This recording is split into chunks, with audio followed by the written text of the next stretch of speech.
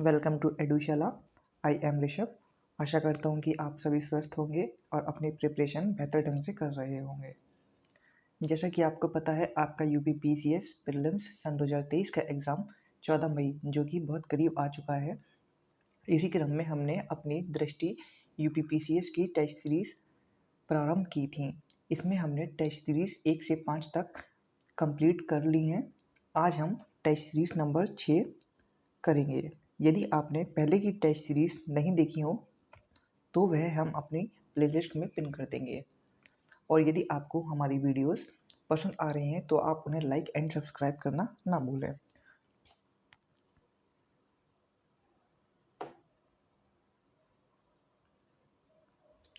चलिए शुरू करते हैं।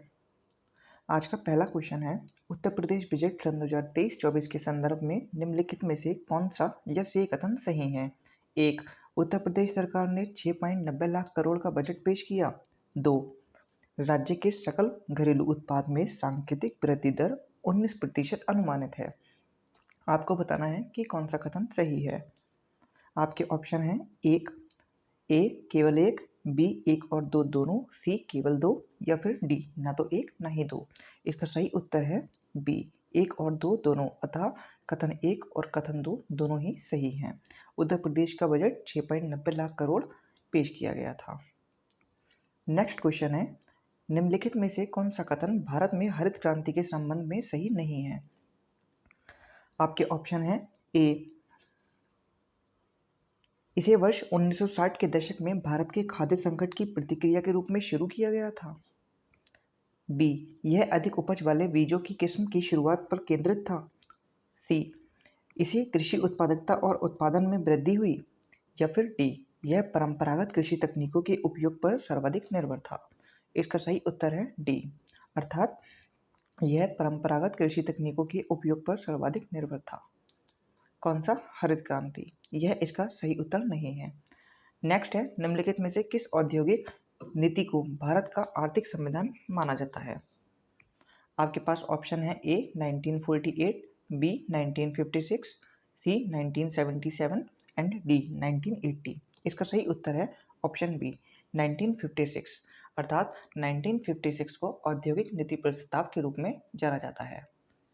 औद्योगिक नीति प्रस्ताव 1956 को भारत के आर्थिक संविधान अथवा राज्य पूंजीवाद के बाइबल के रूप में भी देखा गया था। इस तरह ऑप्शन बी सही है। नेक्स्ट है, आपको सूची 1 को सूची 2 से मिलाना है। इसमें सूची 1 में अर्थव्यवस्था के क्षेत्र और सूची 2 में उससे संबंधित गतिविधियां दी गई हैं। इसमें आपका पहला है ए प्राथमिक क्षेत्र, बी द्वितीयक क्षेत्र, सी तृतीयक क्षेत्र और डी चतुर्थ क्षेत्र। इसमें आपका सही उत्तर है ऑप्शन सी, अर्थात प्राथमिक क्षेत्र का संबंध तेल अन्वेषण, इसी तरह द्वितीयक क्षेत्र का संबंध विनिर्माण, तृतीय क्षेत्र का संबंध संचार और चतुर्थ क्षेत्र का संबंध अनुसंधान और विकास से है। इस तरह आपका ऑप्शन सी सही उत्तर होगा। नेक्स्ट है, केंद्रीय बजट सन 2023-24 के अनुसार आर्थिक वृद्धि का अनुमान लगाया गया है। ए 10%, बी 9.2%, सी 8.6% या फिर डी 7%। इसका सही उत्तर होगा ऑप्शन डी 7%। आर्थिक वृद्धि 7% अनुमानित की गई है सन 2023-24 के केंद्रीय बजट में। अगला क्वेश्चन है, पब्लिक अफेयर्स सूचकांक में निम्नलिखित में से किस सर्वश्रेष्ठ शासित राज्य के रूप में स्थान दिया गया था? आपके ऑप्शन है ए पंजाब, बी हरियाणा, सी उत्तर प्रदेश या फिर डी केरल। इसका सही उत्तर है ऑप्शन बी हरियाणा, अर्थात हरियाणा को पब्लिक अफेयर सूचकांक में सर्वश्रेष्ठ शासित राज्य के रूप में पुरस्कार दिया गया था। नेक्स्ट है, विश्व मानसिक स्वास्थ्य दिवस मनाया जाता है। आपके ऑप्शन है ए 9 जनवरी, बी 15 अप्रैल, सी 21 जुलाई या फिर डी 10 अक्टूबर। इसका सही उत्तर है ऑप्शन डी, अर्थात 10 अक्टूबर को विश्व मानसिक स्वास्थ्य दिवस मनाया जाता है। World federation for mental health की वार्षिक गतिविधि के रूप में तत्कालीन उप महासचिव रिचर्ड हंटर द्वारा इस दिन की शुरुआत सन 2002 में की गई थी। इस बार इसकी थीम सभी के लिए मानसिक स्वास्थ्य को वैश्विक प्राथमिकता बनाना था। नेक्स्ट क्वेश्चन है, आपातकालीन क्रेडिट लाइन गारंटी योजना ECLGS के संदर्भ में निम्नलिखित में से कौन सा या सही कथन सही है? पहला, ECLGS को वित्तीय संकट से उबरने के लिए व्यावसायिक उद्यमों में MSME के लिए लॉन्च किया गया। दूसरा, सिविल डेटा से पता चलता है कि ECLGS उधारकर्ता की गैर निष्पादित संपत्ति दरें कम थीं। आपके ऑप्शन है ए केवल एक, बी एक और दो दोनों, सी केवल दो, डी ना तो एक ना ही दो। इसका सही उत्तर है बी, एक अथवा दो, दोनों ही कथन सही हैं। नेक्स्ट है, विनिमय दर के संदर्भ में निम्नलिखित में से कौन सा या सी कथन सही है? एक, यह एक मुद्रा की किसी दूसरी मुद्रा के मूल्य के संदर्भ में है। दो, भारत ने स्थिर विनिमय दर प्रणाली को अपनाया है। इसका सही उत्तर होगा ए, केवल एक, अर्थात यह एक मुद्रा की किसी दूसरे मुद्रा के संदर्भ के मूल्य के संदर्भ में है। क्या? विनिमय दर, अर्थात एक्सचेंज रेट। लेकिन भारत ने स्थिर विनिमय दर प्रणाली को नहीं अपनाया है। भारत ने फ्लोटिंग विनिमय दर प्रणाली अपनाई है। नेक्स्ट क्वेश्चन है, निम्नलिखित में से किसने चिकित्सा के क्षेत्र में नोबेल पुरस्कार सन 2022 जीता? ए, एनी अर्नाक्स, 2, एल्स बियालित्स्की, 3, के बेरी शार्पलेस, 4, स्वांते पावो। इसका सही उत्तर होगा सी, अर्थात केवल 4। स्वांते पावो को चिकित्सा के क्षेत्र में नोबेल पुरस्कार दिया गया था। इसी तरह शांति के क्षेत्र में एल्स बियालित्स्की को और Center for Civil Liberties and Memorial को नोबेल पुरस्कार दिया गया था और साहित्य में एनी अर्नाक्स को नोबेल पुरस्कार दिया गया था। अगला क्वेश्चन है, हाल ही में उत्तर प्रदेश ने बुंदेलखंड एक्सप्रेसवे और डिफेंस कॉरिडोर परियोजना के लिए कितनी राशि प्रस्तावित की है? आपके ऑप्शन है ए 550 करोड़, बी 500 करोड़, सी 450 करोड़ या डी 650 करोड़। इसका सही उत्तर है ए 550 करोड़। नेक्स्ट क्वेश्चन है, भारत में न्यूनतम समर्थन मूल्य MSP के संबंध में निम्नलिखित कथनों पर विचार कीजिए। एक, इसे पहली बार 1977-78 में धान के लिए निर्धारित किया गया था। 2, गन्ने का उचित और लाभकारी मूल्य FRP रंगराजन समिति की रिपोर्ट पर आधारित है। 3, MSP 22 अनिवार्य फसलों के लिए प्रदान किया जाता है। 4, MSP पर अंतिम निर्णय कृषि लागत और मूल्य आयोग द्वारा लिया जाता है। आपको बताना है इसमें कौन से कूट सही हैं। ए 1 और 2, बी 3 और 4, सी 2 और 3, डी 1 और 3। इसका सही उत्तर है ऑप्शन सी 2 और 3, अर्थात ऑप्शन 2 और ऑप्शन 3 सही हैं। इसके अलावा MSP पर अंतिम निर्णय CACP द्वारा नहीं लिया जाता है। नेक्स्ट क्वेश्चन है,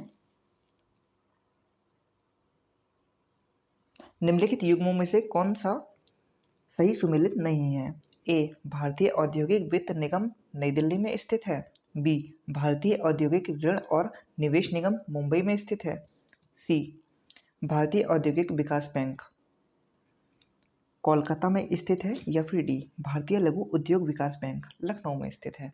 इसका सही उत्तर है सी, भारतीय औद्योगिक विकास बैंक कोलकाता में नहीं बल्कि नई दिल्ली में स्थित है, जिसकी स्थापना 1948 में की गई थी।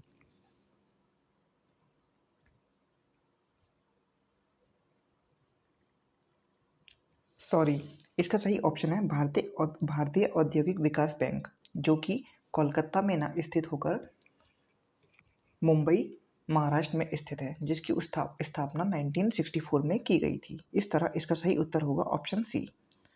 नेक्स्ट है, वॉशिंगटन सहमति के सिद्धांतों को संदर्भ में निम्नलिखित में से कौन सा या सी कथन सही है?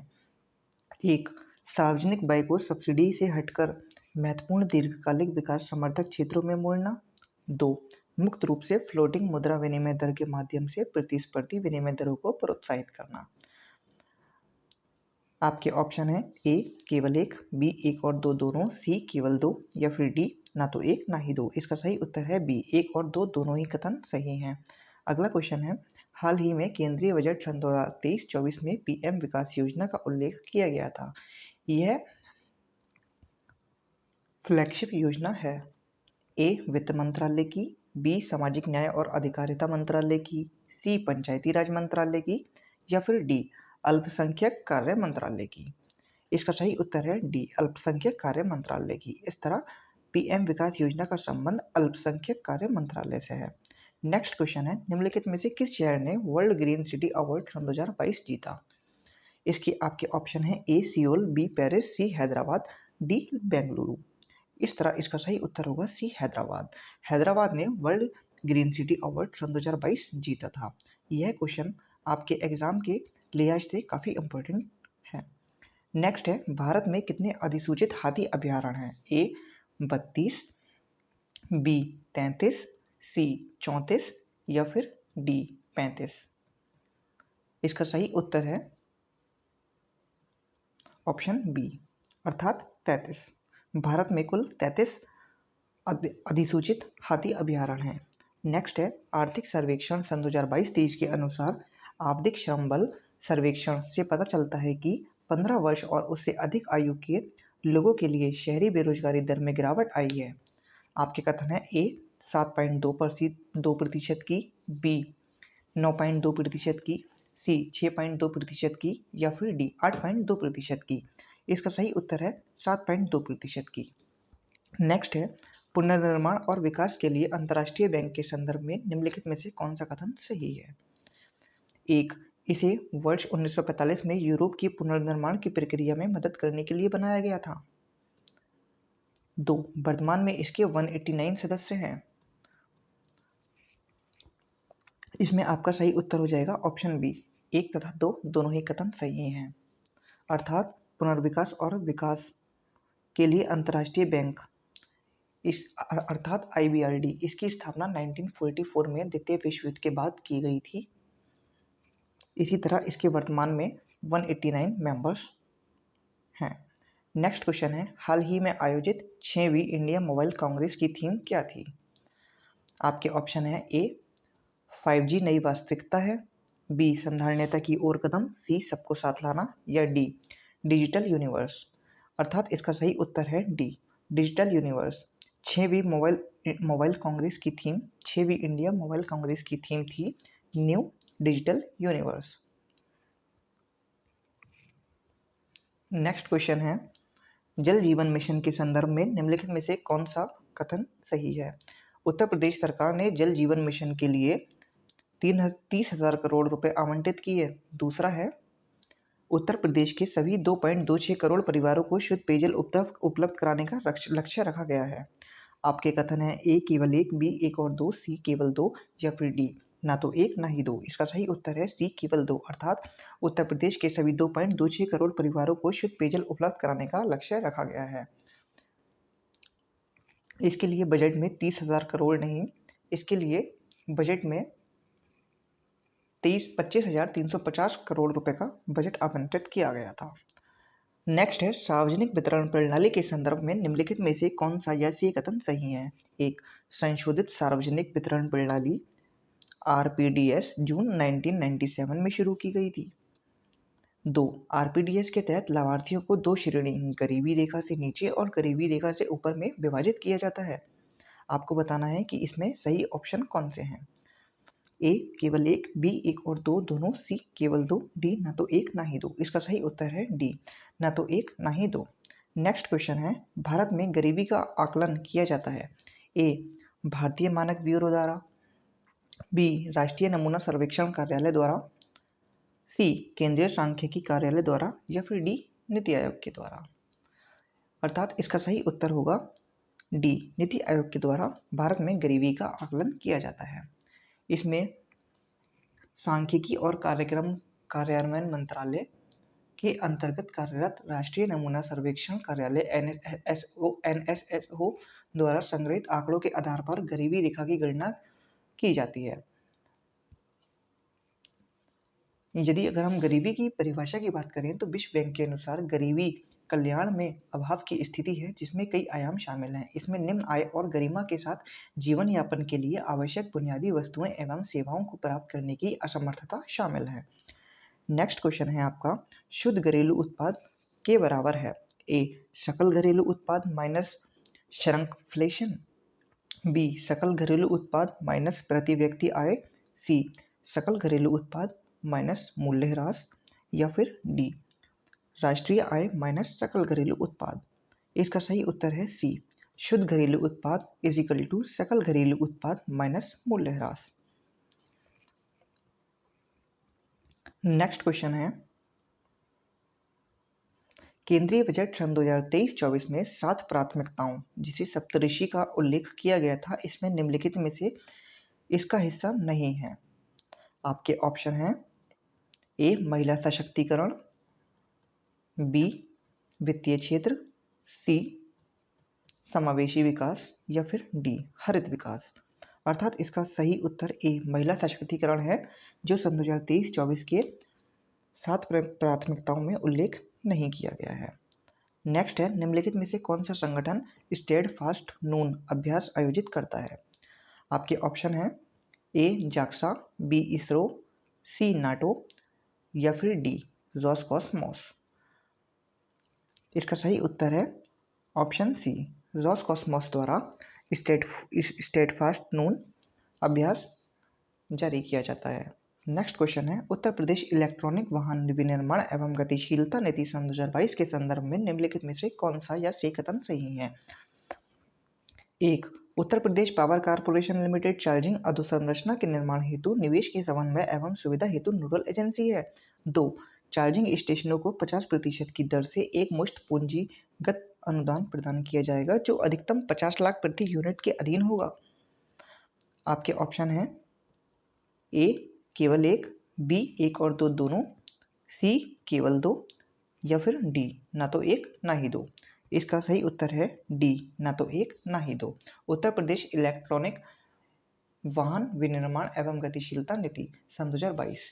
इस नीति का उद्देश्य उत्तर प्रदेश में स्थायी और स्वच्छ गतिशीलता समाधानों और बुनियादी ढांचों को अपनाना और उन्हें बढ़ावा देना है और इलेक्ट्रॉनिक वाहन अपनाने हेतु भारत के अग्रणी राज्यों में से एक बनाना है। चार्जिंग अधोसंरचना के निर्माण में समन्वय एवं निवेश की सुविधा हेतु इन्वेस्ट यूपी को नोडल एजेंसी बनाया गया है। इसमें नोडल एजेंसी आपकी Uttar Pradesh power corporation limited न होकर इन्वेस्ट यूपी है। नेक्स्ट है, वित्तीय वर्ष सन 2023 में औसत जीएसटी संग्रह बढ़कर हो गया है। ए 2.5 लाख करोड़, बी 1.98 लाख करोड़, सी 1.49 लाख करोड़, या फिर डी 2.94 लाख करोड़। इसका सही उत्तर है सी 1.49 लाख करोड़ जीएसटी संग्रह हो चुका है। नेक्स्ट है, अंतर्राष्ट्रीय वित्त निगम निम्नलिखित में से किस संगठन का एक हिस्सा है? आपके ऑप्शन है ए अंतर्राष्ट्रीय मुद्रा कोष अर्थात IMF, बी विश्व बैंक अर्थात वर्ल्ड बैंक, यूरोपीय निवेश बैंक, या फिर शंघाई सहयोग संगठन। इसमें आपका सही ऑप्शन है बी वर्ल्ड बैंक अर्थात अंतर्राष्ट्रीय वित्त निगम वर्ल्ड बैंक से संबंधित है। नेक्स्ट है आपका,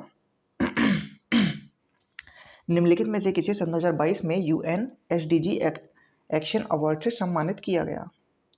ए करोल आरामबुला, बी सृष्टि बख्शी, सी तगेरीता ताखे, या फिर डी अनुराधा रॉय। इसका सही उत्तर है ऑप्शन बी सृष्टि बख्शी को SDG एक्शन अवार्ड से सम्मानित किया गया था सन 2022 में।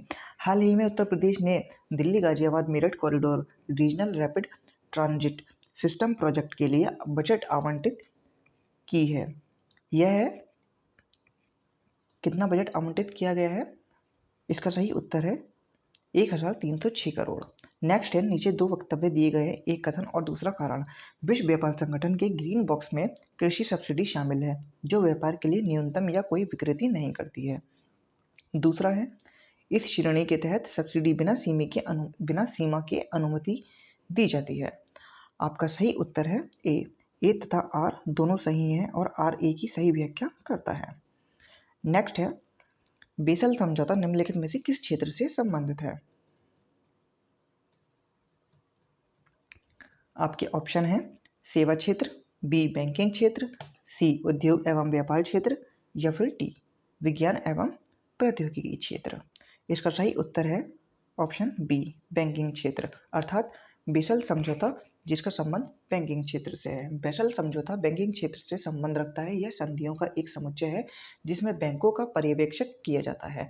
इससे वित्तीय संस्थाओं के जोखिमों का मूल्यांकन किया जाता है। नेक्स्ट है, निम्नलिखित में से किस देश ने सबसे पहले सकल राष्ट्रीय खुशहाली सूचकांक विकसित किया था?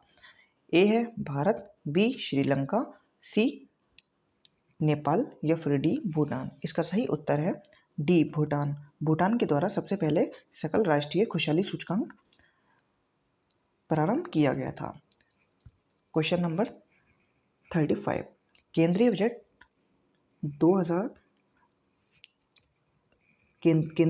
2023-24 के अनुसार सिकल सेल एनीमिया उन्मूलन का लक्ष्य वर्ष कौन सा है?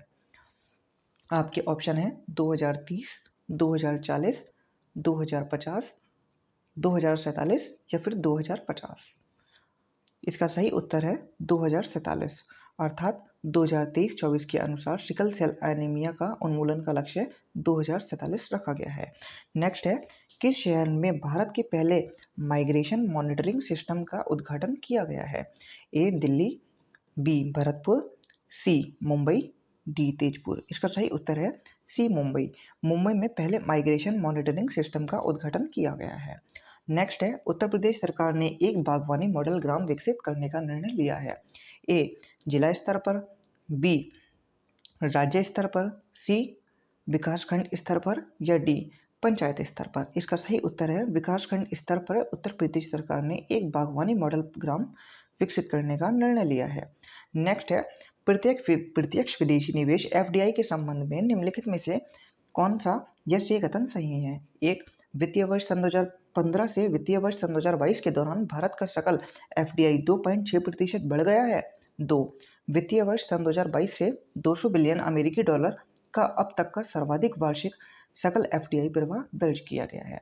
आपके पास ऑप्शन है ए केवल एक, बी एक और दो दोनों, सी केवल दो या फिर डी ना तो एक ना ही दो। इसका सही उत्तर है ए केवल एक, अर्थात वित्तीय वर्ष 2015 से वित्तीय वर्ष सन 2020 के दौरान भारत का सकल एफडीआई अर्थात फॉरेन डायरेक्ट इन्वेस्टमेंट 2.6% तक बढ़ गया है। नेक्स्ट है, वर्तमान में एशियाई विकास बैंक के कितने सदस्य देश हैं? ए 39, बी 43, सी 68 या फिर डी 72। इसका सही उत्तर है सी 68। वर्तमान में एशियाई विकास बैंक में 68 सदस्य हैं। इसे वर्ष 1966 में समृद्ध, समावेशी, लचीला और टिकाऊ एशिया और प्रशांत के उद्देश्य से स्थापित किया गया था और इसका एम गरीबी खत्म करना है।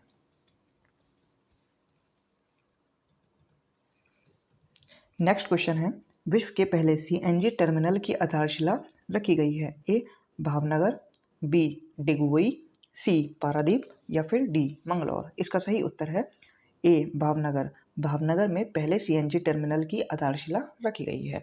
भावनगर का संबंध किससे है? भावनगर का संबंध गुजरात से है। यह दुनिया का पहला सीएनजी टर्मिनल होगा। नेक्स्ट क्वेश्चन है, सूची 1 को सूची 2 से मिलाइए, जिसमें आपका सूची 1 में योजना और सूची 2 में उत्तर प्रदेश सन 2023-24 में आवंटन दिया गया है। इसमें आपका सही उत्तर होगा ऑप्शन बी। चलिए मिलाते हैं। इसमें आपका राष्ट्रीय ग्रामीण मिशन के लिए 12,631 करोड़, इसी तरह आयुष्मान भारत योजना के लिए 400 करोड़, सामूहिक विवाह योजना के लिए 600 करोड़ और मुख्यमंत्री कन्या सुमंगला योजना के लिए 1050 करोड़ का वित्त आवंटन किया गया है। नेक्स्ट है, भारत में औद्योगिक नीतियों के संदर्भ में निम्नलिखित में से कौन सा या से कथन सही है? पहला, भारत में पहली औद्योगिक नीति वर्ष 1948 में लागू की गई थी। दूसरा, वर्ष 1991 की नई औद्योगिक नीति ने सभी उद्योगों के लिए लाइसेंस में ढील दी है। आपके ऑप्शन है ए केवल एक, बी एक और दो दोनों, सी केवल दो, डी ना तो एक ना ही दो। इसका सही उत्तर है ऑप्शन ए केवल एक, अर्थात भारत में पहली औद्योगिक नीति वर्ष 1948 में लागू की गई थी।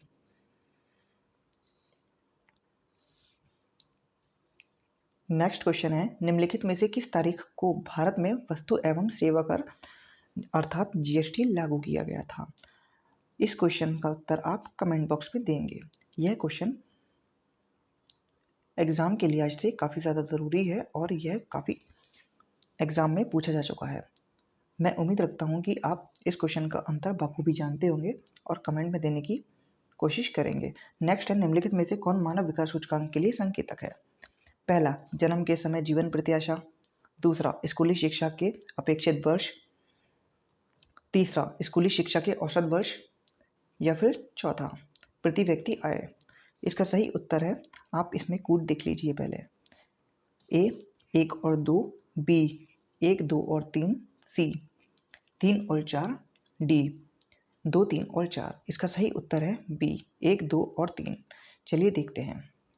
अर्थात जन्म के समय जीवन प्रत्याशा, स्कूली शिक्षा के अपेक्षित वर्ष और स्कूली शिक्षा के औसत वर्ष, इन तीनों संकेतकों के आधार पर मानव विकास सूचकांक जारी किया जाता है। इसमें सकल राष्ट्रीय आय को भी शामिल किया जाता है। इसके लिए सन 2021-22 का विषय uncertain times, unsettled life, shaping our future in a world in transformation रखा गया था। ह्यूमन डेवलपमेंट रिसोर्स का लक्ष्य अवसरों, पसंद और स्वतंत्रता के विस्तार में योगदान देना है। नेक्स्ट क्वेश्चन है, हाल ही में केंद्रीय बजट में उल्लिखित भारत श्री संबंधित है? ए संग्रहालय से, बी अनाज से, सी पौधारोपण से, या फिर डी बीमारियों से। इसका सही उत्तर है संग्रहालय से, अर्थात भारत श्री का संबंध संग्रहालय से है। पहले चरण में 1 लाख प्राचीन शिलालेख के डिजिटलीकरण के साथ डिजिटल एपिग्राफी संग्रहालय में भारत साझा अभिलेखों का भंडार स्थापित किया जाएगा। नेक्स्ट है, निशस्त्रीकरण सप्ताह प्रत्येक वर्ष मनाया जाता है। इसका सही उत्तर है 24 से 30 अक्टूबर के बीच निशस्त्रीकरण सप्ताह प्रत्येक वर्ष मनाया जाता है। नेक्स्ट है, उत्तर प्रदेश के हरित ऊर्जा क्षेत्र में निजी क्षेत्र के फर्मों द्वारा प्रस्तावित निवेश कितना है? इसका सही उत्तर है 19,000 करोड़। 19,000 करोड़ निजी क्षेत्र के फर्मों द्वारा प्रस्तावित निवेश है। नेक्स्ट है, वित्तीय वर्ष सन 2022 में केंद्र सरकार का राजकोषीय घाटा कितना था? यह क्वेश्चन भी एग्जाम के लिहाज से ज़रूरी है। आइए देखते हैं। इसका सही उत्तर है डी 6.7%, अर्थात सन 2022 में केंद्र सरकार का राजकोषीय घाटा 6.7% था। अर्थात फिजिकल डेफिसिट कितना था सेंट्रल गवर्नमेंट का? वो था 6.7%।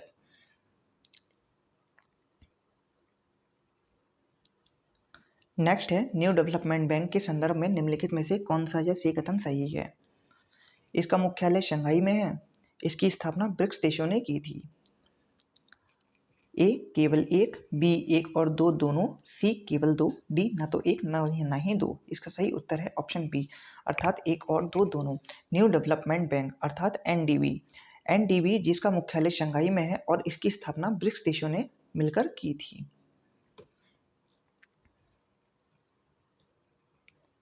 इसकी स्थापना एनडीबी की स्थापना का विचार पहली बार सन 2012 में आया था और एनडीबी स्थापना संबंधी समझौता 15 जुलाई सन 2014 को फोर्टलूजा में आयोजित किया गया था। दक्षिण अफ्रीका और ब्राजील में क्षेत्रीय कार्यालयों के साथ बैंक का मुख्यालय शंघाई चीन में है। केवी कामत भारत के पहले अध्यक्ष थे। नेक्स्ट क्वेश्चन है, हाल ही में समाचारों में रहे लुहांस्क और दोनेत्स्क यूक्रेन के किस भाग में स्थित हैं? आपका ऑप्शन है ए उत्तर पश्चिम, बी पूर्वी, सी दक्षिण पूर्व, या डी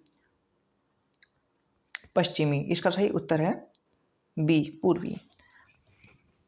लगभग एक साल से ज़्यादा रशियन यूक्रेन वार को हो चुका है। इस तरह के क्वेश्चन पूछे जाने की संभावना एग्जाम में ज़्यादा बनी हुई है। इस तरह हमें रशिया और यूक्रेन से संबंधित जितने भी फैक्चुअल डेटा हैं उन सबको कंपाइल करके हमें याद कर लेना चाहिए। इसका सही उत्तर है ऑप्शन बी पूर्वी अर्थात लुहांस्क और दोनेत्स्क यूक्रेन के पूर्वी भाग में स्थित है। नेक्स्ट है उत्तर प्रदेश बजट सन 2023-24 के अनुसार राज्य औषधि अनुसंधान एवं विकास संस्थान की स्थापना हेतु कितनी राशि का आवंटन किया गया था? इसका सही उत्तर है 20 करोड़। नेक्स्ट है अमृत योजना किस वर्ष शुरू की गई थी? इसका सही उत्तर है सन 2015। अमृत योजना को सन 2015 में शुरू किया गया था।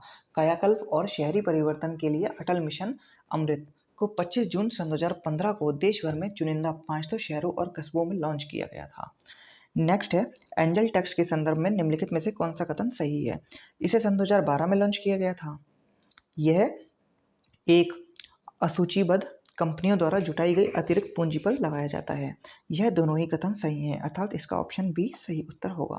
नेक्स्ट है औद्योगिक उत्पादन सूचकांक में निम्नलिखित उद्योगों को उनके महत्व के आधार पर अवरोही क्रम में व्यवस्थित कीजिए। पहला विद्युत, दूसरा प्राकृतिक गैस, तीसरा उर्वरक और चौथा कच्चा तेल। आपको इन्हें इनके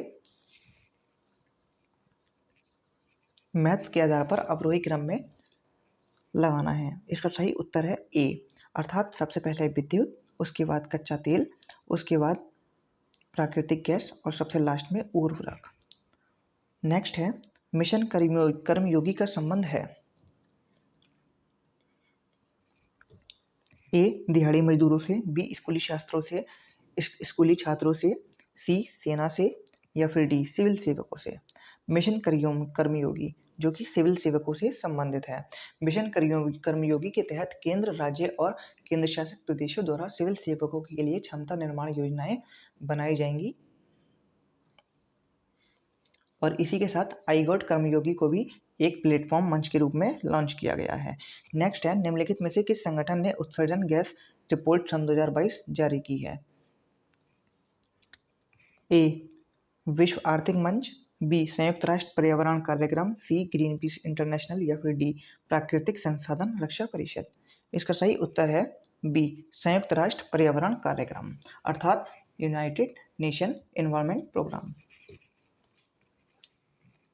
इसकी theme the closing window climate crisis calls for rapid transformation of societies है। यूनेप उत्सर्जन अंतराल रिपोर्ट का यह 13वां संस्करण है। नेक्स्ट क्वेश्चन है अंतर्राष्ट्रीय अभिधम्म दिवस सन 2022 का आयोजन कहाँ किया गया था? आपके ऑप्शन है ए बोधगया, बी ग्रेटर नोएडा, सी लखनऊ या फिर डी नई दिल्ली। इसका सही उत्तर है be greater Noida. Greater Noida में अंतर्राष्ट्रीय अभिधम्म दिवस सन 2022 का आयोजन किया गया था। वर्ष सन 2021 में इस दिवस का आयोजन कुशीनगर में किया गया था। नेक्स्ट क्वेश्चन है निम्नलिखित करों को संघ सरकार के कर प्रोफाइल में उनके योगदान के आधार पर अवरोही क्रम में व्यवस्थित कीजिए। पहला है व्यक्तिगत आयकर, दूसरा है वस्तु एवं सेवा कर, तीसरा है सीमा शुल्क और चौथा है केंद्रीय उत्पाद शुल्क। आपको इनके प्रोफाइल के आधार पर व्यवस्थित करना है। इसका सही उत्तर है ऑप्शन ए, अर्थात सबसे पहले वस्तु एवं सेवा कर अर्थात जीएसटी। इसके बाद है व्यक्तिगत आयकर, उसके बाद केंद्रीय उत्पाद शुल्क और लास्ट में सीमा शुल्क। नेक्स्ट क्वेश्चन है भारत में वस्तु एवं सेवा कर के संदर्भ में निम्नलिखित में से कौन सा या से कथन सही है? इसे 1 जुलाई सन 2017 को भारत में लागू किया गया था। दूसरा, यह प्रत्यक्ष कर का एक रूप है जहां खरीददार वस्तुओं के लिए सीधे भुगतान करते हैं। आपके ऑप्शन है ए केवल एक, बी 1 और 2 दोनों, सी केवल 2 या तो डी या तो ना तो 1 ना ही 2। इसका सही उत्तर है ए केवल 1। जीएसटी को 1 जुलाई सन 2017 को लागू किया गया था, लेकिन यह प्रत्यक्ष कर न होकर एक अप्रत्यक्ष कर है। निम्नलिखित में से किसी यूएनएचसीआर नॉनसेन रिफ्यूजी अवार्ड सन 2022 से सम्मानित किया गया था। आपके ऑप्शन है मेयरलिन वारगरा पेरेज, बी एमेनुअल मैक्रोन, सी सुएला ब्रेवमैन या फिर डी एंजेला मर्केल। अर्थात इसका सही उत्तर है D Angela Merkel. Angela Merkel को यूएनएचसीआर नॉन रिफ्यूजी अवार्ड सन 2022 से सम्मानित किया गया था। इन्होंने 1.2 मिलियन से अधिक शरणार्थियों एवं शरण चाहने वाले व्यक्तियों का मदद की थी। नेक्स्ट है, उत्तर प्रदेश ने सड़कों के रखरखाव के लिए 3000 करोड़ की राशि प्रस्तावित की है। ए, राज्य की संचित निधि से, बी, राज्य की अवसंरचना निधि से, सी, राज्य की सड़क निधि से, या फिर डी, राज्य विकास निधि से। इसका सही उत्तर है राज्य की सड़क निधि से। नेक्स्ट है, राष्ट्रीय अवसंरचना पाइपलाइन अर्थात नेशनल इंफ्रास्ट्रक्चर पाइपलाइन के संदर्भ में निम्नलिखित कथनों पर विचार कीजिए। 4 पॉइंट दे रखे हैं, आपको बताना है इनमें से सही उत्तर कौन सा है। वर्ष सन 2019-20 के बजट भाषण में इसकी घोषणा की गई थी। अतनु चक्रवर्ती की अध्यक्षता वाली टास्क फोर्स ने एनआईपी पर अपनी रिपोर्ट प्रस्तुत की। यह 200 करोड़ से अधिक की बुनियादी अवसंरचना क्षेत्र की परियोजनाओं का गठन करता है। इसी के साथ नेक्स्ट है, अवसंरचना परियोजनाओं पर एनआईपी के लिए प्रारंभिक स्वीकृत राशि 100 करोड़ है। आपके ऑप्शन है ए 1 और 2, बी 3 और 4, सी 2 और 3, या फिर डी 1 और 4। इसका सही उत्तर है सी अर्थात 2 और 3 कथन सही हैं। अतनु चक्रवर्ती की अध्यक्षता वाली टास्क फोर्स एनआईपी पर अपनी रिपोर्ट प्रस्तुत करेगी। इसी के साथ 200 करोड़ रुपए से अधिक की बुनियादी अवसंरचनाओं क्षेत्र की परियोजनाओं का गठन भी किया जाएगा।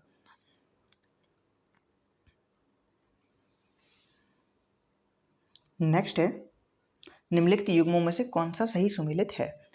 ए बुक्सा उत्तराखंड, बी खरवार छत्तीसगढ़, सी मारिया राजस्थान, या फिर डी गरसिया मध्य प्रदेश। इसका सही उत्तर है बी खरवार छत्तीसगढ़। नेक्स्ट है, आधिकारिक राष्ट्रीय योजना प्रयोग की उत्पत्ति निम्नलिखित में से किस देश में हुई है। ए रूस, बी संयुक्त राज्य अमेरिका, सी फ्रांस, या फिर डी यूनाइटेड किंगडम। इसका सही उत्तर है ए रूस। रूस में आधिकारिक राष्ट्रीय योजना प्रयोग की उत्पत्ति हुई है। नेक्स्ट है, पीएम प्रमाण पीएम परिणाम संबंधित है। ए मंदिरों के जीर्णोद्धार से, बी रासायनिक उर्वरकों के संतुलित प्रयोग से, सी बौद्ध स्तूप के निर्माण से, या फिर डी वृद्धाश्रमों के निर्माण से। इसका सही उत्तर है बी रासायनिक उर्वरकों के संतुलित प्रयोग से पीएम परिणाम संबंधित है। नेक्स्ट है, विश्व पोलियो दिवस मनाया जाता है। आपके ऑप्शन है ए 18 जून, बी 20 सितंबर, सी 24 अक्टूबर, या फिर डी 12 नवंबर। 24 अक्टूबर को विश्व पोलियो दिवस मनाया जाता है। इस तरह हमारा सही उत्तर है ऑप्शन सी। नेक्स्ट है, उत्तर प्रदेश के निम्नलिखित शहरों में से किसमें बायो सीएनजी विनिर्माण संयंत्र स्थापित किया जाएगा। 1 लखनऊ, 2 जौनपुर, 3 वाराणसी, या फिर 4 प्रयागराज। इसका सही उत्तर होगा 1 और 4, बी 2, 3 और 4, सी 2 और 3, डी 1, 2 और 4। अर्थात इसका सही उत्तर है 1 और 4। इस तरह लखनऊ और प्रयागराज में बायो सीएनजी विनिर्माण संयंत्र स्थापित किए जाएंगे। नेक्स्ट है, दिसंबर सन 2022 में 10 वर्षीय सरकारी बॉन्ड पर मासिक औसत प्रतिफल रहा है। इसका सही उत्तर है सी 7.3%। घाटे का वित्तपोषण शब्द संदर्भित करता है।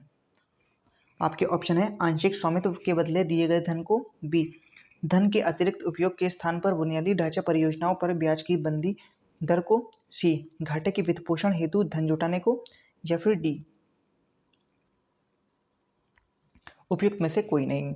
इसका सही उत्तर है सी घाटे के वित्तपोषण हेतु धन जुटाने को घाटे का वित्तपोषण कहते हैं। नेक्स्ट है, किस दिन सुगम्य अभियान भारत शुरू हुआ था। सुगम्य भारत अभियान 3 दिसंबर सन 2015 को शुरू हुआ था, जिसका संबंध दिव्यांगजन सशक्तिकरण विभाग से है। नेक्स्ट है, उत्तर प्रदेश बजट सन 2023-24 के संदर्भ में निम्नलिखित में से कौन सा कथन सही है। पहला, ग्रामीण क्षेत्रों में एग्रीटेक स्टार्टअप के लिए कुल 20 करोड़ रुपए का बजट प्रस्तावित है। दूसरा है, राज्य सरकार ने गौ संरक्षण केंद्रों की स्थापना के लिए 120 करोड़ का प्रस्ताव रखा है। आपके ऑप्शन है, ए केवल 1, बी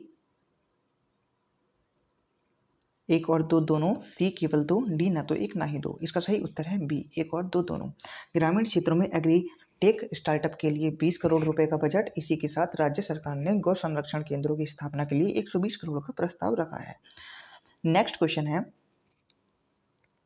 निर्माण परिचालन हस्तांतरण अर्थात बुल्ट ऑपरेटर ट्रांसफर के संदर्भ में निम्नलिखित में से कौन सा कथन सही है?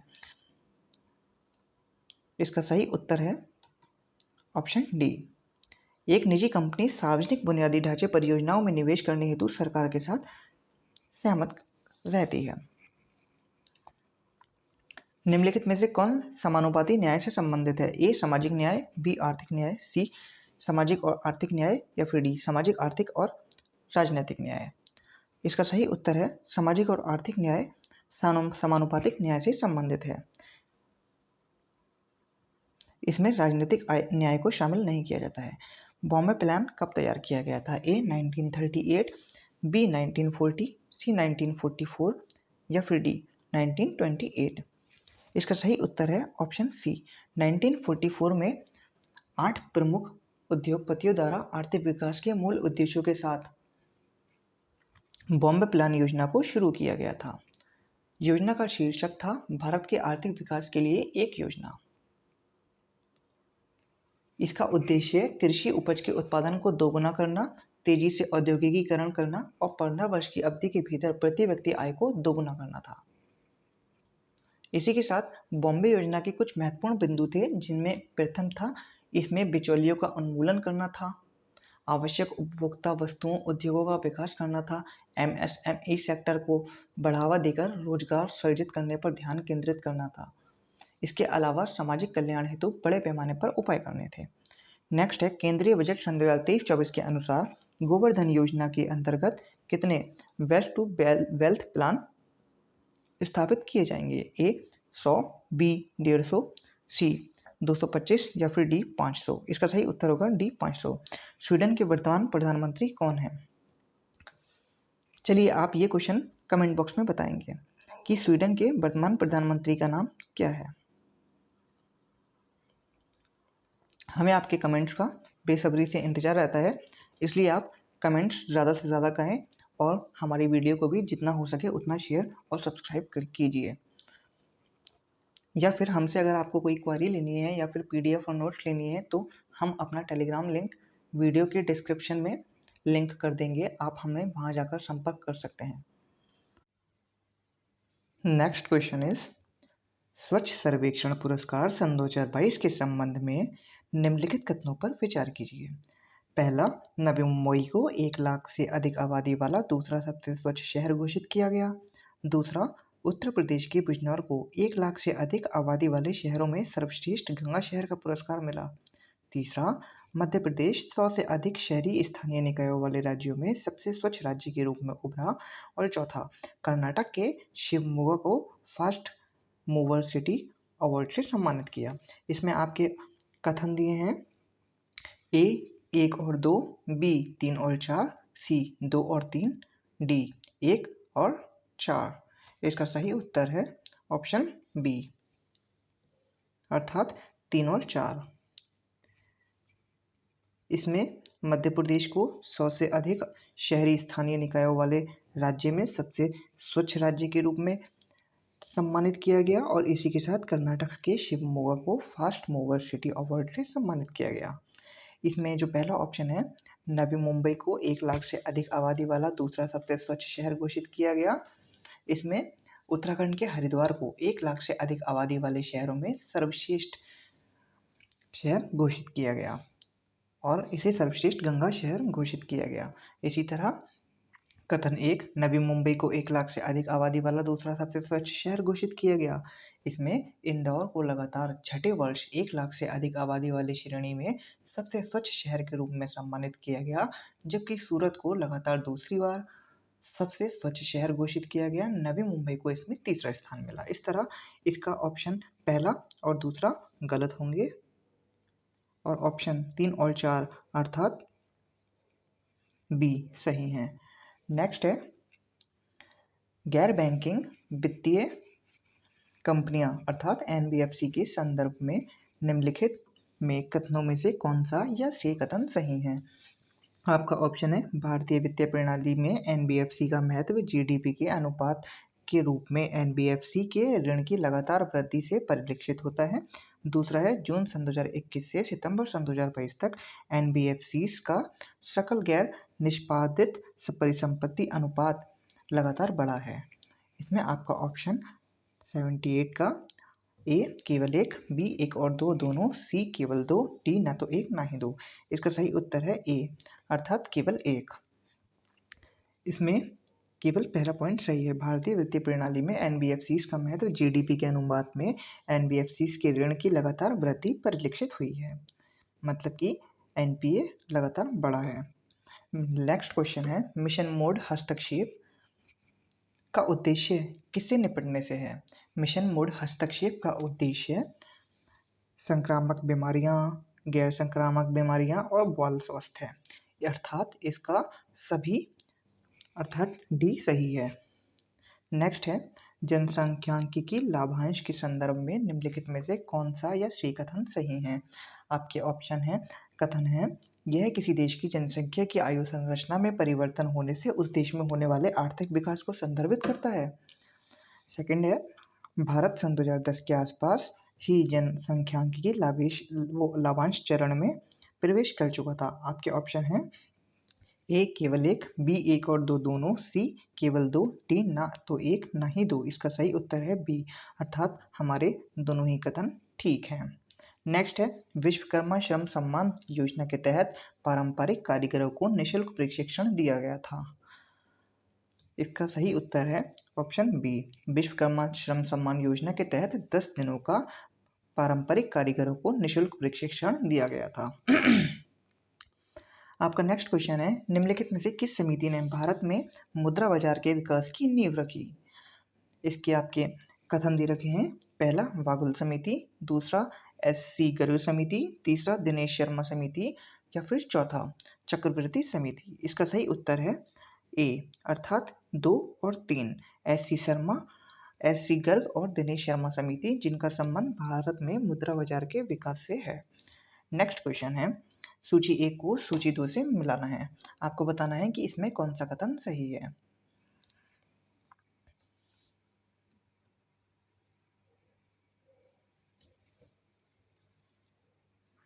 सूची 1 में दिया है मथुरा, कन्नौज, आगरा और खुर्जा, और सूची 2 में उनसे संबंधित उद्योग मिट्टी के बर्तन, मूर्तियां, चमड़ा और इत्र। आपको कन्नौज का पता होगा, कन्नौज इत्र से संबंधित है, इसीलिए आगरा चमड़ा। अगर हम इसे एलिमिनेशन मेथड के द्वारा करके देखें तो इसका बी का 4 और सी का 3 जो कि आपके ऑप्शन बी में है। इस तरह आपका ए का 2 मथुरा में मूर्तियां बनती हैं और खुर्जा में मिट्टी के बर्तन। इस तरह आपका ऑप्शन भी सही है। अब यदि आप एलिमिनेशन मेथड से क्वेश्चन सॉल्व करते हैं तो आपकी पॉसिबिलिटी क्वेश्चन सही होने की काफ़ी हद तक इंक्रीज हो सकती है। नेक्स्ट है संसद सदस्य में स्थानीय विकास क्षेत्र योजना शुरू की गई थी। आपके ऑप्शन है ए 1993, बी 1972, सी 2002 या फिर डी 2006। इसका सही उत्तर है ए 1993 में संसद सदस्य स्थानीय क्षेत्र विकास योजना शुरू की गई थी। नेक्स्ट है केंद्रीय बजट सन 2022-23 में मिष्टी शब्द का संबंध किससे है। इसका सही उत्तर है मिष्टी संबंध, मिष्टी जो कि केंद्रीय बजट में इस बार घोषित की गई थी, यह मैंग्रोव वृक्षारोपण से संबंधित थी। अग्नि प्राइम के संदर्भ में निम्नलिखित में से कौन सा या कौन सी कथन सही है। अग्नि प्राइम का हाल ही में भारतीय अंतरिक्ष अनुसंधान संगठन द्वारा परीक्षण किया गया था। दूसरा है यह 2 चरणों वाली कनस्त्रीकृत मिसाइल है। इसके आपके ऑप्शन हैं ए केवल एक, बी एक और दो दोनों, सी केवल 2 या फिर डी ना तो एक ना ही 2। इसका सही उत्तर है केवल 2 अर्थात यह 2 चरणों वाली कनस्त्रीकृत मिसाइल है। और कथन 1 सही नहीं है। हाल ही में रक्षा अनुसंधान और विकास संगठन डीआरडीओ ने उड़ीसा के तट पर एपीजे अब्दुल कलाम द्वीप से स्वदेशी रूप से विकसित नई पीढ़ी की मध्यम दूरी की बैलिस्टिक मिसाइल अग्नि प्राइम का सफल परीक्षण किया था। नेक्स्ट है, निम्नलिखित में से कौन सा देश विश्व में चीनी का सबसे बड़ा उत्पादक है?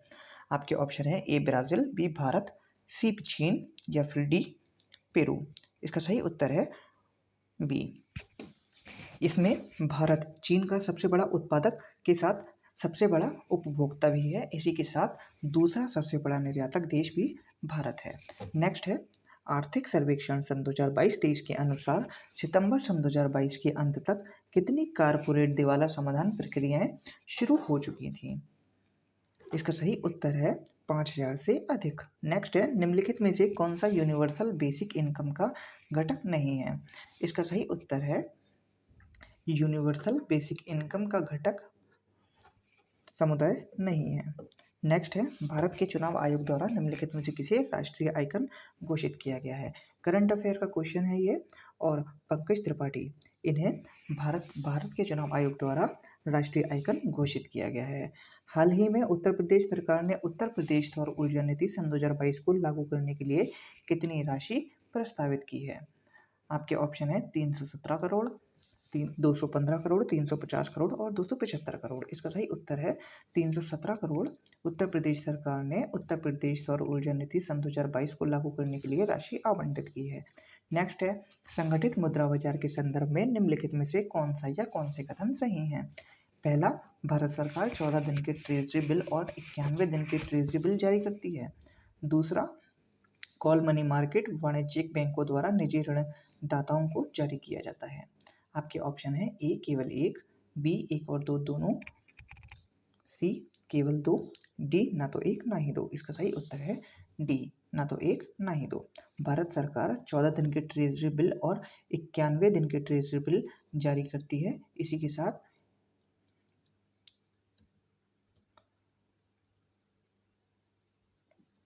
182 दिवसीय और 364 दिवसीय भी ट्रेजरी बिल जारी करती है। भारत सरकार 91 दिन की, 182 दिन की, 364 दिन की ट्रेजरी बिल जारी करती है, अतः एक पहला कथन सही नहीं है। नेक्स्ट है, और इसी का कॉल मनी मार्केट वाणिज्यिक बैंकों द्वारा निजी ऋणदाताओं को जारी किया जाता है? नहीं, कॉल मनी आरबीआई द्वारा बैंकों को जारी किया जाता है। नेक्स्ट है, निम्नलिखित में से कौन से महात्मा गांधी राष्ट्रीय ग्रामीण रोजगार गारंटी अधिनियम सन 2005 के उद्देश्य हैं? आपके ऑप्शन है इसमें ग्रामीण साक्षरता, ग्रामीण शहरी प्रवास को कम करना, टिकाऊ परिसंपत्तियों का सर्जन या सामाजिक समता। इसका सही उत्तर है डी, पहला गलत है इसमें। इसके अलावा बाकी तीनों सही हैं। नेक्स्ट है, 20 सूत्रीय कार्यक्रम टीपीपी के संदर्भ में निम्नलिखित में से कौन सा या कौन से कथन सही हैं? टीपीपी दूसरी केंद्रीय योजना थी जिसे जुलाई 1983 में शुरू किया गया था। टीपीपी का उद्देश्य गरीबी रेखा से नीचे रहने वाले लोगों के जीवन की गुणवत्ता में सुधार करना है। इसके सही ऑप्शन है सी, अर्थात केवल दो। टीपीपी का उद्देश्य गरीबी रेखा से नीचे रहने वाले लोगों के जीवन स्तर की गुणवत्ता में सुधार करना है। यह कार्यक्रम 1975 में लॉन्च किया गया था, इसलिए कथन एक गलत है। नेक्स्ट है, केंद्रीय बजट सन 2023-24 के अनुसार राज्यों को राजकोषीय घाटे की अनुमति होगी। आपके ऑप्शन है ए 4%, बी 3.5%, सी 3% या फिर डी 2.5%। इसका सही उत्तर है option B 3.5%। The 7 moons of Maali Almeida पुस्तक के लेखक कौन हैं? शेहान करुणा तिलक, दिनेश गुणवर्धने, शशि थरूर या महिला जयवर्धने। इसका सही उत्तर है आपका Shehan Karunatilaka. Shehan Karunatilaka the 7 moons of Maali Almeida पुस्तक के लेखक हैं। पॉवर्टी एंड शेयर प्रॉस्पेरिटी सन 2022 करेक्टिंग कोर्स शीर्षक वाली रिपोर्ट जारी की गई थी। इस शीर्षक वाली रिपोर्ट को वर्ल्ड बैंक द्वारा जारी किया गया था।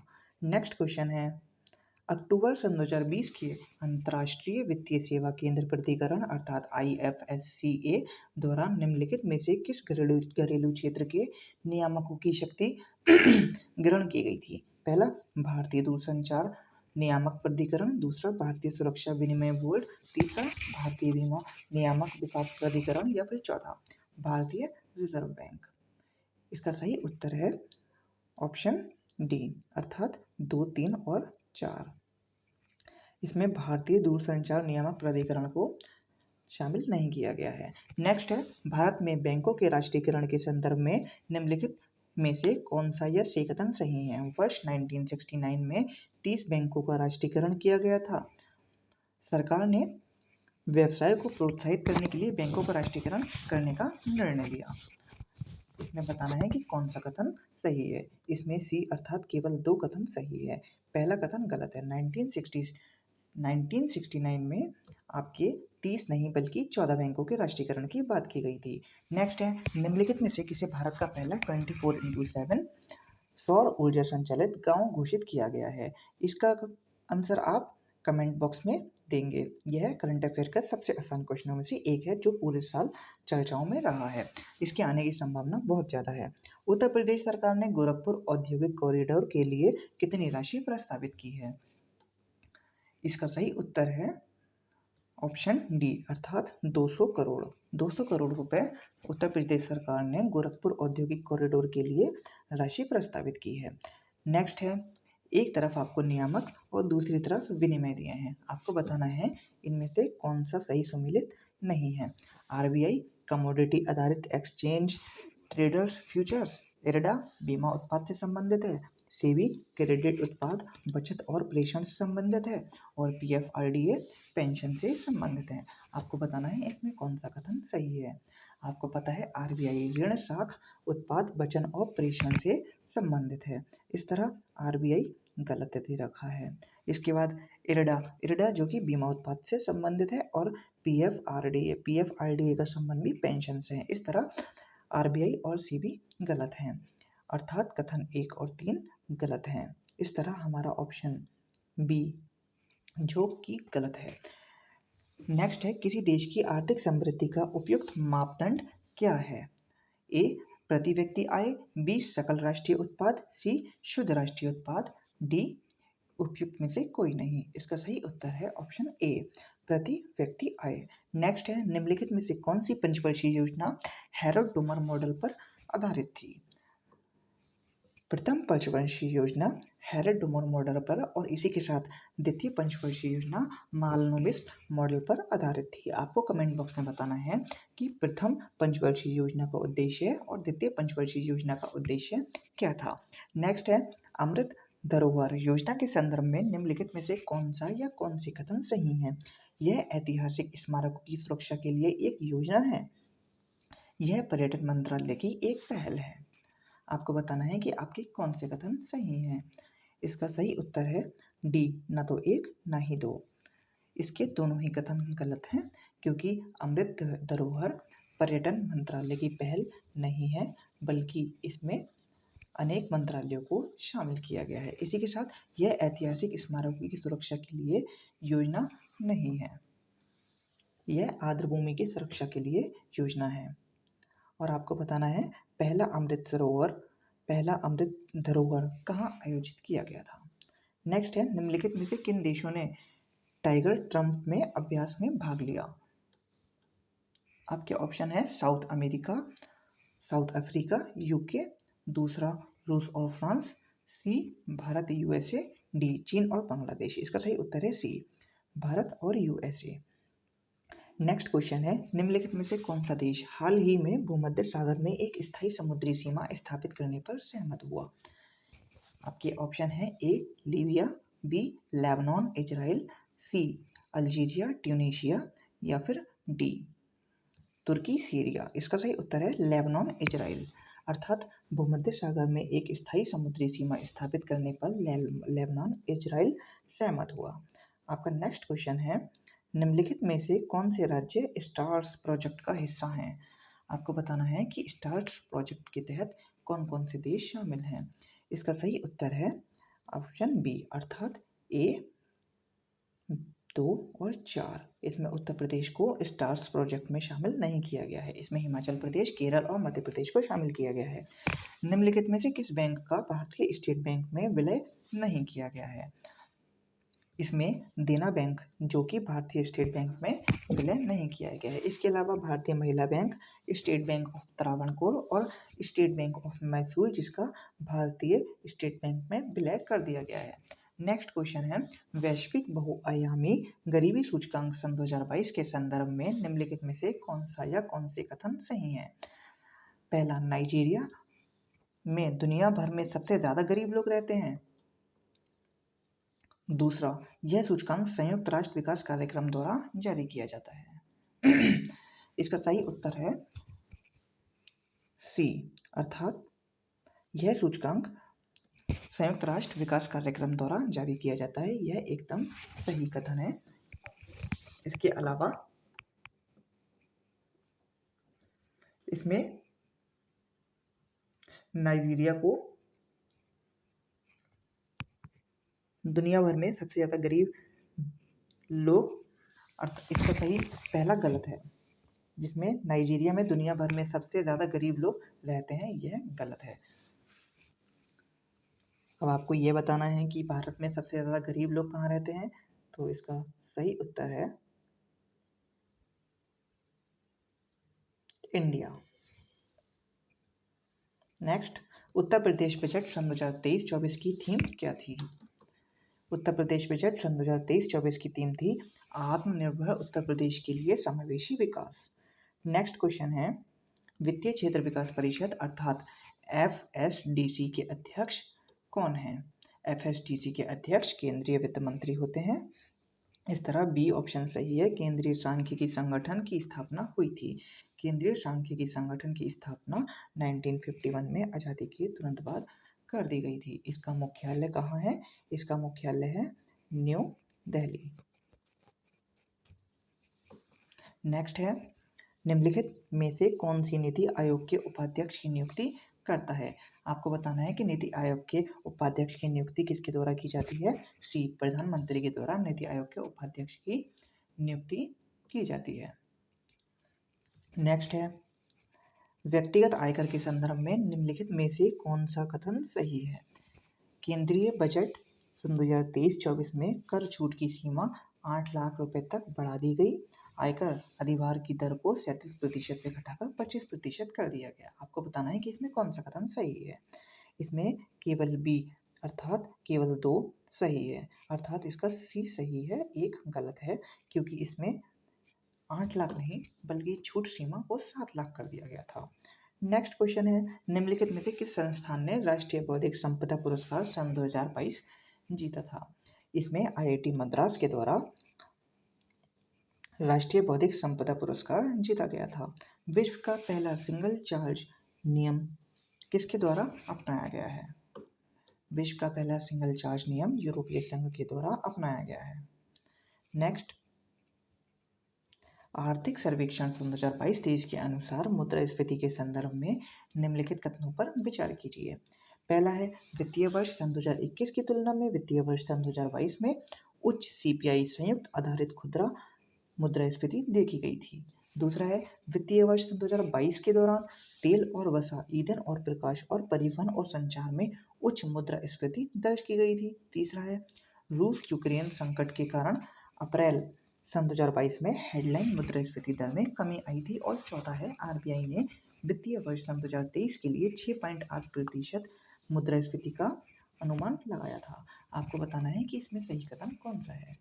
इसमें ऑप्शन सी अर्थात ऑप्शन 2 और 4 एकदम ठीक हैं। 2, वित्तीय वर्ष सन 2022 के दौरान तेल, वसा, प्रकाश और परिवहन और संचार और ईंधन, इन सबकी उच्च मुद्रास्फीति दर्ज की गई थी और RBI ने वित्तीय वर्ष सन 2023 के लिए 6.8% मुद्रास्फीति का अनुमान लगाया है। नेक्स्ट, श्रिंकफ्लेशन के संदर्भ में निम्नलिखित कथनों पर विचार कीजिए। यह परिच्छिन्न मुद्रास्फीति का एक रूप है। इसे व्यवसाय और शैक्षणिक अनुसंधान में एक मुफ्त पैकेज डाउनसाइजिंग के रूप में जाना जाता है। श्रिंकफ्लेशन का प्राथमिक कारण कम उत्पादन लागत है और श्रिंकफ्लेशन बाजार में प्रतिस्पर्धा के अभाव में होती है।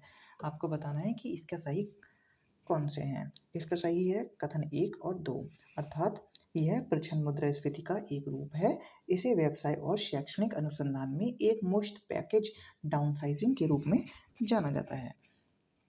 नेक्स्ट है लीड्स इंडेक्स सन 2022 के संदर्भ में निम्नलिखित कथनों पर विचार कीजिए। उत्तर प्रदेश को इस इंडेक्स में अचीवर स्टेट्स की श्रेणी में रखा गया है।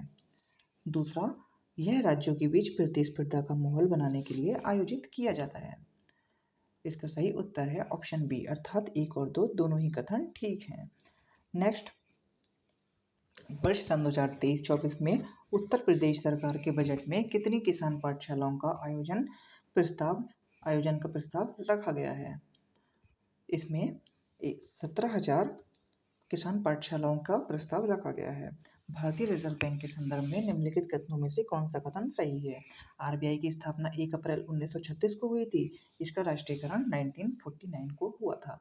आपको बताना है कि कौन सा कथन सही है। इसमें केवल 2 सही है, क्योंकि आरबीआई की स्थापना 1 अप्रैल 1936 को नहीं बल्कि 1 अप्रैल 1935 को हुई थी। इसमें आरबीआई एक्ट 1934 के तहत आरबीआई की स्थापना की गई थी, लेकिन आरबीआई का राष्ट्रीयकरण 1949 में हुआ था, इसलिए कथन 2 एकदम ठीक है। नेक्स्ट है, आपको बताना है कि एक तरफ इस्पात संयंत्र और दूसरी तरफ सहयोगी देश हैं। आपको बताना है कि इसमें कौन सा सही सुमेलित है। इसमें है सबसे पहले भिलाई। भिलाई कहाँ पर है? भिलाई छत्तीसगढ़ में है और इस संयंत्र की स्थापना सोवियत संघ के द्वारा की गई थी। ऑस्ट्रेलिया इसका गलत उत्तर है। दुर्गापुर सोवियत संघ के द्वारा स्थापित की गई थी। दुर्गापुर की स्थापना ब्रिटेन के द्वारा की गई थी और यह पश्चिम बंगाल में है। नेक्स्ट है राउरकेला। राउरकेला की स्थापना जर्मनी में की गई थी और ये ओडिशा में है। इसी के साथ बुकेरो जो कि सोवियत संघ के द्वारा स्थापित की गई थी और ये झारखंड में स्थापित है। इस तरह इसका केवल राउरकेला जर्मनी उत्तर सही होगा। नेक्स्ट है बिमल जलान समिति संबंधित थी। बिमल जलान समिति का संबंध आरबीआई के मौजूदा आर्थिक पूंजी ढांचे की समीक्षा करना था। नेक्स्ट है केंद्रीय बजट सन 2023-24 के अनुसार स्टार्टअप इकोसिस्टम में भारत की कौन सी रैंक मिली थी? इसमें भारत को तीसरी रैंक मिली थी। स्टार्टअप इकोसिस्टम में भारत को तीसरी रैंक मिली थी। वर्तमान में 105 यूनिकॉर्न भारत में स्थित हैं। भारत अब विश्व स्तर पर स्टार्टअप के लिए तीसरा सबसे बड़ा इकोसिस्टम बन चुका है। नेक्स्ट है हाल ही में जागृति यादव एक दिन के लिए ब्रिटिश उच्चायुक्त बनी। वह कहाँ से संबंध रखती थी? तो जागृति यादव का संबंध लखनऊ से था। नेक्स्ट है उत्तर प्रदेश दुग्धशाला विकास एवं दुग्ध उत्पादन प्रोत्साहन नीति सन 2022 के संदर्भ में निम्नलिखित में से कौन सा कथन सही है?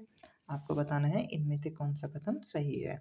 इस नीति का उद्देश्य दुग्ध प्रसंस्करण के स्तर को 10% से बढ़ाकर 25% करना है। दूसरा है यह बाजार के लिए उपलब्ध दुग्ध को 44% से बढ़ाकर 85% कर देगा। इसका सही उत्तर है पहला, अर्थात केवल एक। इसका सही उत्तर है ऑप्शन 2 सही नहीं है, क्योंकि इस नीति का उद्देश्य दुग्ध प्रसंस्करण के स्तर को 10% से बढ़ाकर 25% और बाजार में उपलब्ध दूध को 44% से बढ़ाकर 65% करना है, इसलिए 85% गलत होगा। नेक्स्ट है हाउसिंग प्राइस इंडेक्स के संदर्भ में निम्नलिखित में से कौन सा कथन सही है? हाउसिंग प्राइस इंडेक्स आवास और शहरी मामलों के मंत्रालय द्वारा प्रकाशित किया गया था। दूसरा है हाउसिंग प्राइस इंडेक्स मूल्यांकन मूल्य प्राथमिक ऋणदाताओं संस्थान से एकत्रित आवासीय इकाइयों के मूल्यांकन पर आधारित है। इसका सही उत्तर है ऑप्शन सी, अर्थात केवल 2 कथन सही है। केवल 2 एचपीआई मूल्यांकन मूल्य प्राथमिक ऋणदाता संस्थान से एकत्रित आवासीय इकाइयों के मूल्यांकन मूल्यों पर आधारित है। नेक्स्ट है दक्षिण एशियाई मुक्त व्यापार क्षेत्र के संदर्भ में निम्नलिखित में से कौन सा या सी कथन सही है? यह क्षेत्रीय सहयोग के लिए दक्षिण एशिया संघ की एक मुक्त व्यापार व्यवस्था है। यह सन 2006 में लागू किया गया था। आपको बताना है कि कौन सा सही है। इसके दोनों ही कथन सही हैं। यह 2006 में लागू किया गया था और पहला कथन भी ठीक है। नेक्स्ट है निम्नलिखित में से कौन सा ग्राफिक वक्र मुद्रास्फीति और बेरोजगारी से संबंधित है? इसमें ऑप्शन डी अर्थात फिलिप्स वक्र, जो कि मुद्रास्फीति और बेरोजगारी से संबंधित है। नेक्स्ट है, हाल ही में उत्तर प्रदेश सरकार ने निम्नलिखित में से किस पहल के लिए 1000 करोड़ का प्रावधान किया गया था? A operation gearbox, B operation clean Ganga, C operation Kayakalp या फिर डी ऑपरेशन ग्रीन कॉरिडोर। इसका सही उत्तर है ऑपरेशन कायाकल्प। उत्तर प्रदेश के बजट सन 2023-24 में ऑपरेशन कायाकल्प के लिए 1000 करोड़ रुपए का वित्त आवंटित किया गया था। उत्तर प्रदेश सरकार द्वारा सन 2019 में प्राथमिक एवं उच्च प्राथमिक विश्वविद्यालयों में अधोसंरचना सुविधा के विकास एवं उन्हें स्मार्ट विद्यालयों के रूप में विकसित करने के लिए ऑपरेशन कायाकल्प का प्रारंभ किया गया था। अर्थात ऑपरेशन कायाकल्प किससे संबंधित है? ऑपरेशन कायाकल्प है प्राथमिक और उच्च प्राथमिक विद्यालयों में अधोसंरचना विकास से। स्थायी जमा सुविधा योजना के संदर्भ में निम्नलिखित में से कौन सा या कौन से कथन सही है? पहला है, इसे बाजार में अतिरिक्त तरलता को अवशोषित करने के उद्देश्य से केंद्र सरकार द्वारा लागू किया जाता है।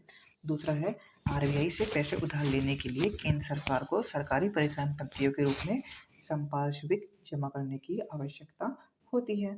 इसका सही उत्तर है ऑप्शन डी। इसमें ना तो एक सही है और ना ही दो सही है, क्योंकि आरबीआई से पैसा उधार लेने के लिए सरकार को सरकारी परिसंपत्तियों को रखने की जरूरत नहीं होती और इसे बाजार की अतिरिक्त तरलता को अवशोषित करने के उद्देश्य से केंद्र सरकार द्वारा जारी किया जाता है।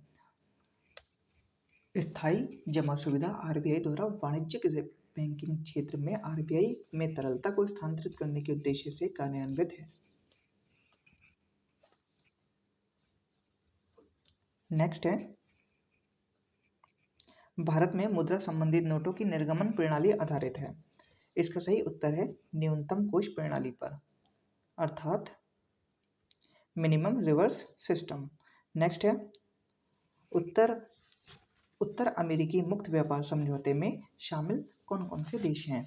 यूएसए, मैक्सिको और कनाडा।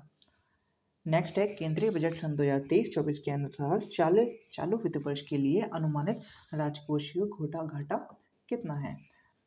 चालू वित्त के लिए 5.9% राजकोषीय घाटा है।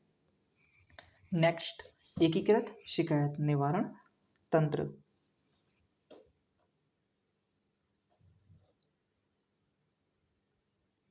नेक्स्ट है,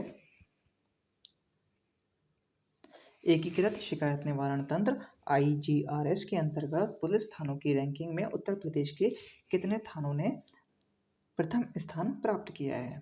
इसका सही उत्तर है ऑप्शन सी, अर्थात उत्तर प्रदेश के 3 थानों ने प्रथम स्थान प्राप्त किया है।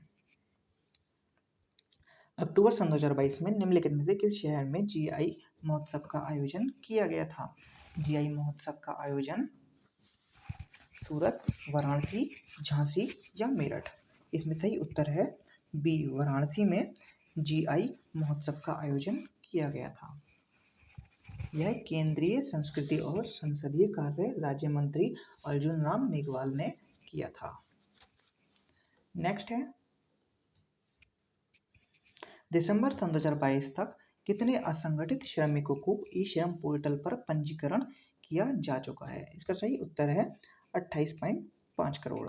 यह डेटा हर बार बदलता रहेगा, इसलिए यह एग्जाम के लिहाज से इतना कोई खास इंपॉर्टेंट नहीं रहेगा। पीएम किसान योजना के तहत किसानों को कितनी सहायता प्रदान की जाती है? यह आसान है, आप इसका कमेंट बॉक्स में आंसर देंगे। नेक्स्ट है, जीडीपी अपस्फीति कारक परिभाषित किया जाता है। जीडीपी अपस्फीति कारक सांकेतिक मूल्यों पर जीडीपी डिवाइड बाई स्थिर मूल्यों पर जीडीपी इंटू 100 द्वारा परिभाषित किया जाता है। नेक्स्ट है, मुख्यमंत्री दुर्घटना बीमा योजना के संदर्भ में निम्नलिखित कथनों पर विचार कीजिए। उत्तर प्रदेश बजट सन 2023-24 में मुख्यमंत्री दुर्घटना बीमा योजना हेतु 12 करोड़ की व्यवस्था प्रस्तावित है। दूसरा है, यह योजना असंगठित क्षेत्र के कामगारों से संबंधित है। इसका सही उत्तर है ऑप्शन बी, अर्थात 1 और 2 दोनों ही सही हैं। उत्तर प्रदेश बजट 2023-24 में मुख्यमंत्री दुर्घटना बीमा योजना हेतु 12 करोड़ की व्यवस्था प्रस्तावित है और यह योजना असंगठित क्षेत्र के कामगारों से संबंधित है। नेक्स्ट है, निम्नलिखित में से कौन सी समितियां बीमा क्षेत्र में सुधार से संबंधित हैं? बीमा क्षेत्र में सुधार से संबंधित कमेटी इसमें से RN मल्होत्रा समिति है। भारत में नियमित जनगणना निम्नलिखित में से किस वर्ष से शुरू की गई थी? भारत में नियमित जनगणना की शुरुआत 1881 में की गई थी और इसी के साथ लॉर्ड मैकाले को जनगणना के जनक के रूप में जाना जाता है। भारत में पहली जनगणना 1872 में की गई थी। अब आपको बताना है कि भारत में पहली धार्मिक जनगणना कब की गई थी। नेक्स्ट है, अखिल भारतीय थोक मूल्य सूचकांक का आधार वर्ष सन 2005 से संशोधित करके कितना कर दिया गया है? इसका सही उत्तर है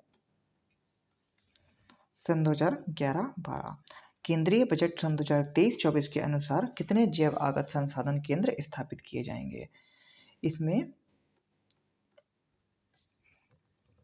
10,000 जैव आगत संसाधन केंद्र स्थापित किए जाएंगे। भारतीय सड़क कांग्रेस का 81वां अधिवेशन निम्नलिखित में से किस शहर में आयोजित किया गया था? इसमें से उपयुक्त में से कोई नहीं। 81वां संशोधन इंडियन रोड कांग्रेस का 81वां वार्षिक सत्र 8 से 11 अक्टूबर सन 2022 तक राज्य की राजधानी लखनऊ में आयोजित किया गया था, अर्थात उत्तर प्रदेश इसका सही उत्तर होगा। उत्तर प्रदेश के लखनऊ में। उत्तर प्रदेश की धान क्रय नीति के संदर्भ में निम्नलिखित में से कौन सा या सी कथन सही है? इस नीति के तहत सामान्य ग्रेड के धान का न्यूनतम समर्थन मूल्य 2040 प्रति क्विंटल निर्धारित किया गया है। दूसरा, किसान के बायोमेट्रिक प्रमाणीकरण से धान की खरीदारी की जाएगी।